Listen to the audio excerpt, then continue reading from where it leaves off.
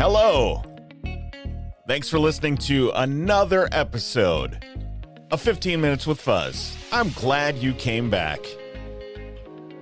But if it is your first time listening, thank you. My name is Fuzz Martin. Back in 2001, September of 2001 specifically, I was a 23-year-old radio personality working on 92.5 WBWI at the time in West Bend. I was working for Mike Elliott. I was doing an afternoon show. I'd eventually take over the morning show and program director position after Mike retired. I miss him, by the way, RIP. But now I am the Chief Strategy Officer at Epic Creative in West Bend. I'm also the Vice President of the Board of Directors for Kewaskum Remembers 9/11 Inc., which is the nonprofit that runs the Wisconsin 9/11 Memorial and Education Center right here on US 45 in downtown Kewaskum.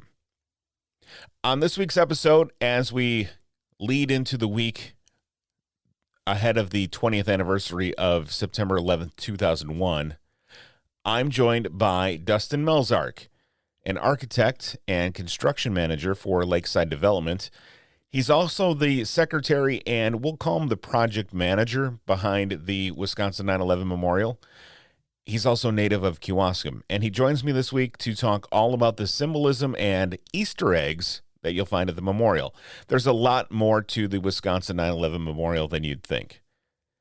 If you're listening to this prior to September 11th, we invite you to join us on Saturday, September 11th at 10 a.m. at the memorial. We're going to pay tribute to fire, police, and first responders as we commemorate the 20th anniversary of the attacks on our nation.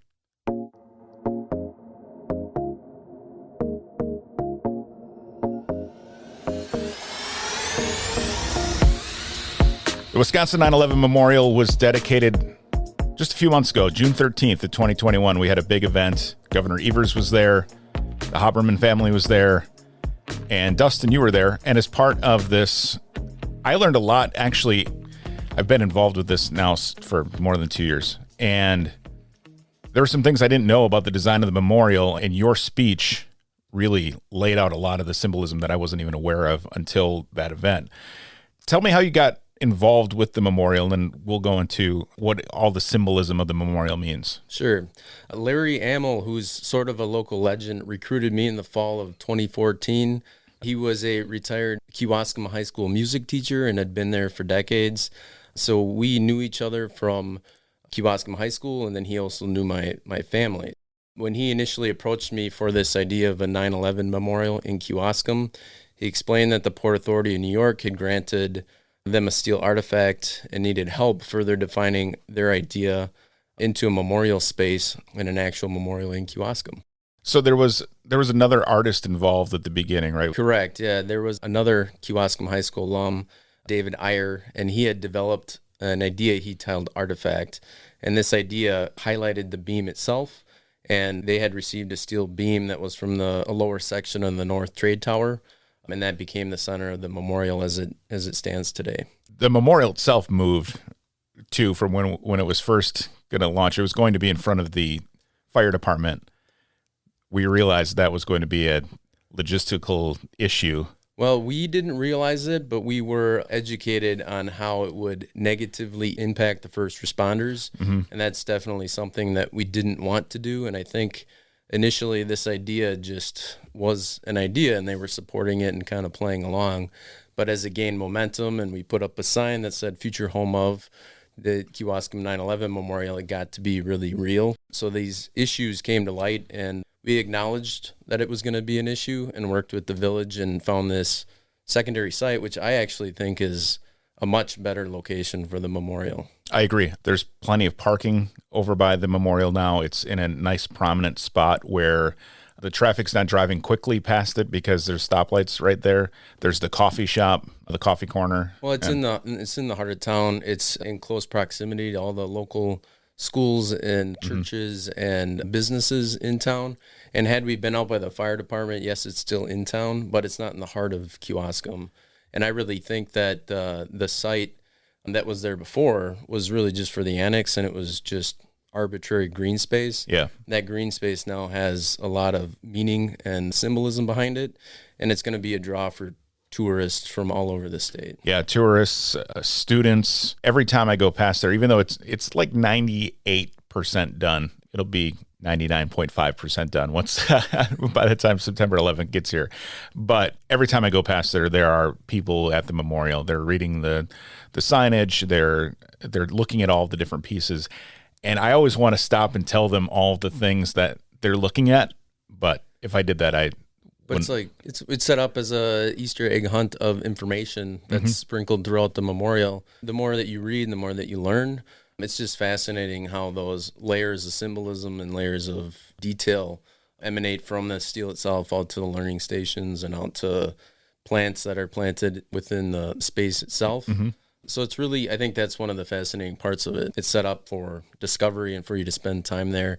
And quite frankly, I think that the memorial itself, I might be a little biased because I was involved for such a long time, but it's a beautiful space, and it's a space that I think is more beautiful than some of the major memorials throughout the country. Yeah, and it's I right agree. here in Kewaskum. Yeah, it is a great centerpiece of our village, and it became so quickly. It's only been up and open for 3 months at this point. Let's talk about that steel. That was a relic, they call it, right? That came from the Port Authority in New York. On our website at Wisconsin911memorial.com, if you go to the site, you can click through the education side of things and see there are actual photos of the beam still attached to the building. But talk about how it's situated and how it's incorporated into the memorial. Well, the incorporation into the memorial is really meant that everything is centered around it and ripples from it, which is sort of going back to that idea of the circular memorial where everything is emanating from that center point. The way that David Iyer, the artist who came up with this concept, is that it's actually positioned naturally. If you were to take the center of gravity and hold it on a string, that's the way the steel would rest. And then we positioned it so it was pointing towards New York. And then initially we worked with a structural engineer to make sure that we could actually get this piece of steel to stand upright. It's a 2-ton piece of steel, and I mean the foundation is pretty massive below grade. But then we worked with carpenters to make sure it could be built, because it's, taking a solid piece of steel for that base and welding it and making sure that it's going to come together the way that I drew it in SketchUp is a lot to ask. So initially we made a wood mock-up, and then that wood mock-up was taken to the fabricator, and then the fabricator cut the pieces basically by tracing the plywood that was cut out and put together. And then they took all that and fabricated it together. And it's actually pretty fascinating, because I don't know how many listeners have welded or put together some steel, but it's a work of art. Yeah. And it's beautiful. It really is. And again, if you go to the website, go to the Symbolism of the Memorial page, you can see photos of the base being installed and how deep that footing is, and then also getting that support structure put together and fabricated. Initially, we had talked about welding the steel to the new column, but the fabricators wanted to do a bolting pattern instead. And that's kind of the thing that, as a construction manager, you kind of let the project evolve, but ask questions along the way. Yeah. So the volunteers and the skilled craftspeople that came together to help us put this together were an integral part of the success and the way it is presented today. I mean, we couldn't have done it without them, and it wouldn't be nearly as special without everybody who stepped up to help. Yeah. And there are a ton of people that were involved in getting that to go. And it is beautiful. And it is the centerpiece of the entire memorial. I mean, I had a spot in my speech when I talked about that there were over, I think it was 1,100 unique donors to the project. And that would even be bigger than that with all the in-kind support that we received along the way. Yeah. Like I said, we couldn't have done it without everybody's help. Yeah, certainly. I do want to just take a sidestep and say Jerry Gosa was a huge help, and Larry Amel, of course, as well, and both have passed. Jerry was the one who came knocking on my door and asked. Jerry came knocking on almost everybody's door. Yes, I'm sure if you're listening from Kewaskum or nearby even, Jerry's knocked on your door. But he helped whip up a lot of the support and get people going. Well, you know what's great about Jerry Gosa? When I initially started in this project, he had come off of another fundraising campaign for another local project. And Jerry's attitude was that if I'm not willing to do it, knock on doors, talk to people, spend the time, then I shouldn't be involved in this. Yeah. So, taking his lead, I'm not one that's really going to knock on doors, but, I spent countless hours trying to make sure everything was going to come together and took phone calls. And you wouldn't even realize how many phone calls we had about the paint finish on that lower piece. And that's extended into other parts. But yeah, Jerry Gosa was a fantastic leader and led by example, which was really great to see and humbling to watch someone like that just do whatever they could to get this off the ground. Yeah, he had a passion for it and cared about it, and we all miss him. So thank you, Jerry. Let's talk back to the steel. It's on a foundation that's shaped like a pentagon, which is a symbolism in itself, but there's more to it than that. Well, it starts with the steel, and that extends down to this pentagon shape. That pentagon, each point of the pentagon points to a different, what we call learning stations throughout the memorial, because this is meant to be an educational center. Then the first one points to the amphitheater and the teaching podium. The next point is to the flight map. And the next one goes to a sculpture titled Ascension. And then the next one points to a victims learning station, which is being developed as we speak, and it might actually be done because I think you're working on that. Yeah. It's being printed as we're talking and should be installed hopefully by the time you're listening, or at least hopefully by September 11th. And then the last one was the Twin Tower sculpture, which, again, has a lot of symbolism behind it. Yeah, those are trellises. Next year, I believe the sweet autumn clematis will be growing on that, and that blooms in September, which is another piece of symbolism for all of this. Really awesome how that all comes together. Let's talk about the teaching podium. When you look at it, there are these tridents that come up, and they're pretty recognizable if you remember the imagery of September 11th. Yep. So the base of that teaching podium is meant to remind visitors of the tridents that were the signature architectural element of the Twin Towers. And we partnered with Mark Harrigus of BMH Manufacturing, and he put countless hours in and coordinated everything and somehow fabricated those to look as beautiful as they did. Yeah. Cool. I mean, I bet you he has hundreds of hours into those legs, but yeah, they're beautiful, and they have some ingrained symbolism to support this teaching podium, which is meant to allow educators to convey the meaning behind this memorial, and not only what the different symbolism means, but what it meant on a larger scale. Also, we have photos of those being fabricated. If you're into the construction side of this, if you go to the symbolism page on the website, you can see that as well. That auditorium has a big quote on it, which is really prominent as you look. Yeah, it's "No day shall I erase you from the memory of time." It's prominently displayed on our memorial. It's also prominently displayed in the New York Memorial. So it's a way to tie the two together and add a layer of detail and symbolism in the amphitheater itself. One big part of the memorial, a huge part of the memorial, is the veterans area, which is a tribute to the Army, Navy, Coast Guard, Marines, the Air Force, and dedicated to veterans from Washington County. If you may have remembered seeing the news stories from a couple of years ago, the funds raised for that were from an organization called Forever Honoring Our Washington County Veterans, which was led by County Executive Josh Showman and Justin Reichert, who is a U.S. Army vet. He enlisted actually the day after September 11th, and he's a bronze medal recipient, also married to Ashley Reichert, our county clerk. But they raised, between Forever Honoring Our Washington County Vets and Josh Showman on his own, they raised a ton of money for our memorial, and we appreciate their dedication to doing that. And the veterans area looks just gorgeous. And if you remember, that was actually one of the benefits of moving locations. We had more room to do more and add this component, which was a really strong tie and something that Gordon had always wanted to do in some fashion. And it was also one of the first parts of the memorial that was completely finished because it was kind of the cornerstone of the entire development. Everything kind of evolved from that.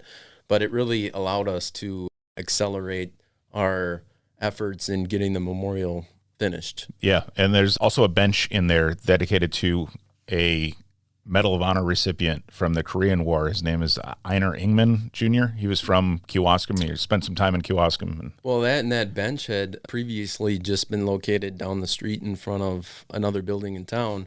And Tom Fabitz actually brought up this idea of integrating this bench. So there were a lot of cool things that happened as this concept evolved. Yeah. And it almost stitched Kewaskum to the memorial because we were able to integrate this bench and we were integrate this memorial for local veterans, not just locally, but nationally. And I think it's a really wonderful thing that happened. Yeah, I agree. And the tie-in to the military from September 11th is a big factor as well. So it really all comes together in a beautiful fashion. I really recommend you go out there and spend some time there if you have not been there yet, or if you've only driven past and haven't had time to actually soak it in. A few other pieces to the memorial. We do have the survivor tree.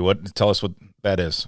The survivor tree was the only tree in the World Trade Center Plaza that survived the attacks. Clones of the survivor tree were made and are actually present in this memorial, and it was a gift from the 9/11 Memorial Museum in New York City. We had them tagged out there. We actually removed those. Yep. But we're making signs to indicate which ones they are, yep, so visitors can recognize them. But yeah, there's a strong tie between that actual tree in our memorial and the memorial in New York City, and the day of the attack. There's a story on the 9/11 Memorial website about the survivor tree, and you can read that whole story on how that came to be. And if you just search for the survivor tree, that'll come up.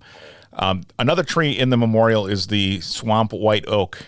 And you think it's an oak tree that's in the middle of a field, but tell us about that. That oak tree in the middle of the field was planted exactly 754 inches from the Memorial Center, which is how many miles exist between New York City and Kewaskum. And that swamp oak is reminiscent of the oak alley on the 9/11 Memorial Plaza in New York. So again, we have another tie back to New York. And these trees were chosen because they're native to all three areas attacked on 9/11. Mm-hmm. So that ties together New York City, Arlington, Virginia, and Shanksville, Pennsylvania. And it's also a symbol of strength, morale, resistance, and knowledge. So again, there's a really deep meaning as to why that particular tree was chosen and why it's in the middle of a field exactly. Yeah. 754 inches from the center, which, we haven't surveyed it, but that was the intent. Back to the way the steel is pointing. So I didn't know that, and I also didn't realize that the steel, New York isn't due east of us. It's a little bit southeast of us. And you, growing up, you just think it's east, and then when you see it, it's like, oh, it's actually... So I actually looked on a map because I was one of the ones that had to figure out where that was. So to try to figure out where in New York is, mm-hmm, and then to trace that back locally and then back to the site. Yeah, you really had to make sure that you weren't gonna mess that up. Sure, right. But yeah, that's the intent, is that it points back to New York, and people have thought that it stands for other things, but really, it's just resting on its neutral axis, positioned towards New York, mm-hmm, and it's meant to look dynamic. There were other concepts thrown around, like just having it flat, but mm-hmm, in my opinion, just the way it's resting on the site, it's a focal point. Yep. And that's the point, is that everything emanates from this steel. Yeah, and it's pointing up toward the sky. I think there's a lot of different pieces and you can even draw your own symbolism out of it. I think one of the great things with the memorial is you can go there and just feel all these different pieces and what they mean to you and what they meant to you on the day that 9/11 happened and the days following. And I'm glad to be a part of it. I'm glad you were a part of this. I'm looking forward to the future of the memorial itself. We have an event coming up on Saturday, September 11th. It's at 10 a.m. It'll be honoring fire, police, and first responders for the 20th anniversary of the attacks on September 11th. It will be hosted by Kewaskum Police Chief Tom Bishop and Greenfield Fire Chief John Cohn. They'll be our speakers, and we'll also have the Kewaskum High School Band there, as well as some other great things going on with the American Legion and others. So join us for that September 11th at 10 a.m. Also, we just launched educational resources. We have age-appropriate lesson plan ideas for 3rd through 5th graders, 6th through 8th, and 9th through 12th grades that teachers can use in their classrooms, or they can modify them. They all adhere to state standards. Again, they're age-appropriate, and they're focused on Wisconsin, too, so how September 11th ties into Wisconsin. There's also an activity guide for field trips, other educational resources. And if you want to help, we still have bricks available, right? Yeah, we do. And we have a system in place to pull the blank ones and put in the new ones that we are able to sell. So I would encourage everyone to go to the website, buy a brick. At this point, we're really focused on maintaining the memorial into the future perpetually, and we still need a lot of help with that. So any help we can get is greatly appreciated. Yeah, we're still raising funds for maintenance, for educational seminars, for promoting education and making sure that future generations never forget. And that's why we're here and we're doing this. And Dustin, I appreciate you coming on the show. Thank you very much. And this is a big feat. It took a lot of hard work by a lot of people, and you were and still are very involved, and we appreciate your support. Yeah. Thank you, Fuzz.